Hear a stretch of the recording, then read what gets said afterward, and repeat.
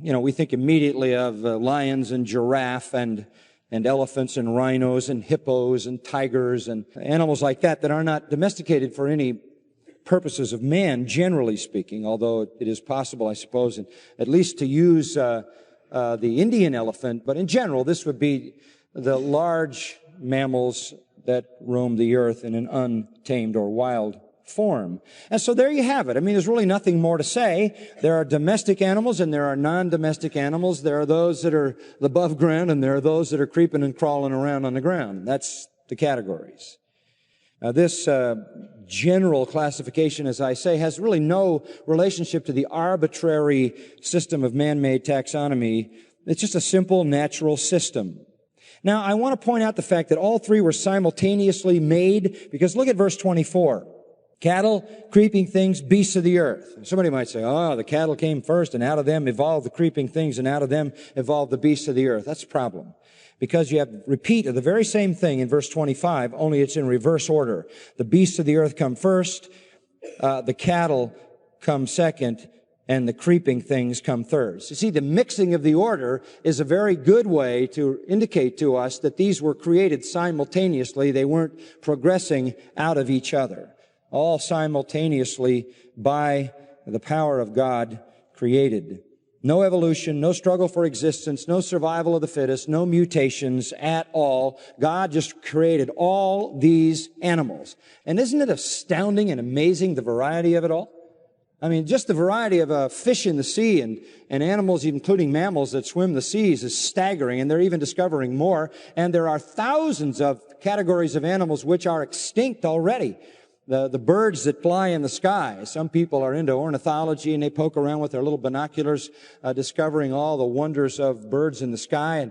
And then you see the animals and the insects and all the reptiles and all the things that crawl all over the earth. And it's just mind-boggling that God has such a vast capability intellectually to conceive of and design all these creatures.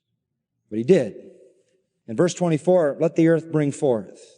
Let the earth bring forth. Now, why did He say that? Why did He say let the earth bring forth? Well, I think it's just another way of saying let them appear on the earth, but it also is true, and I need to point this out to you, that the bodies of animals are composed of the same elements as the earth. That's right.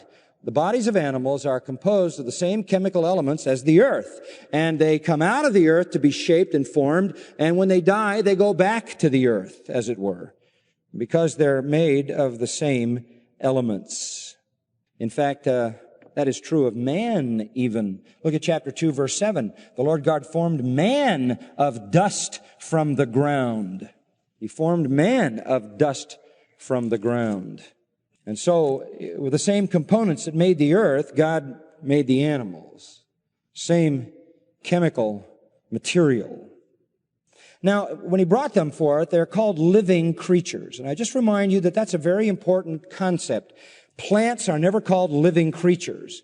Trees are never called living creatures. You have the vegetation created back in verse 11 and 12. It is called vegetation there.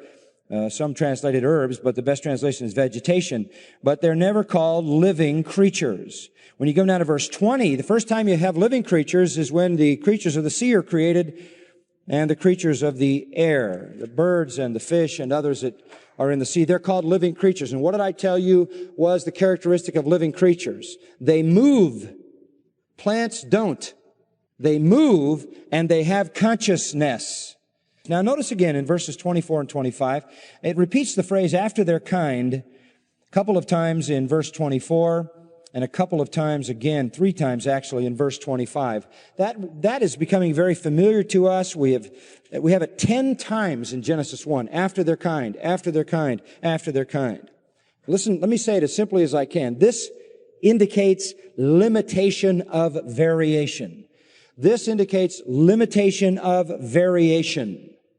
You don't want to get technical and say it means species or genus or family or phyla or whatever the scientific terms of categorization might be. But what we will say is it means there is a limitation on variation.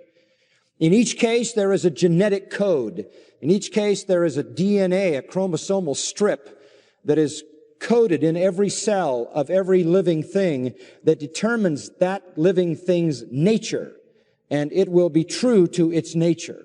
It can be varied within that DNA, but it cannot become something other than it is. That is controlled, as we've learned many times, by the DNA, and that's implied by the concept of kind. Finally, the creation of these land creatures gets a comment from God at the end of verse 25. Basically, God saw that it was good. God has been saying this, by the way, all along. Verse 4 tells us that God saw the light was good. Verse 10, God saw that the dry land and the sea was good. Verse 12, the plants were good. Verse 18, the stellar bodies, that was good too. Verse 21, the creatures of the sea and the air, that was good. Verse 25, the land animals, that was good. And finally, verse 31, after he made man, it was very good. Everything God made was good. Now listen to this. No deformities, no mutations, no inferiorities, no natural selection, the survival of the fittest, because there were no unfit animals. But let's look at verses 26 and 27, at least look at it very, very briefly. We come to the epitome of God's creation. Then God said, let us make man in our image, according to our likeness. Let them rule over the fish of the sea and over the birds of the sky and over the cattle and over all the earth and over every creeping thing that creeps on the earth. And God created man in his own image. In the image of God, he created him. Male and female, he created them. Here it is. That's the apex of creation. That is the reason for it all. And again, you have the same formula. Verse 26, then God said. Verse 27, a parallel statement, and God created. And God created. The very same formula. God speaks and creates. One and the same. This is what is called fiat creation. Fiat, because the Latin word fiat means let there be. God speaks it into existence. Let there be, let there be. We've heard that over and over and over. Let there be, let there be, let there be. But notice this. Verse 26 doesn't say let there be. It says what? Let us make man. This is brand new, folks. This is brand new. This is a very important difference. This is a major shift in the language. All the way along, verse 3, verse 6, verse 9, verse 11, verse 14, verse 20, verse 24, let there be, let there be, let there be, let there be. That is an impersonal form of the Hebrew verb. Let there be, let there be. Almost as if God is not intimately involved. Let there be, let there be. But here, let us make. At this point, God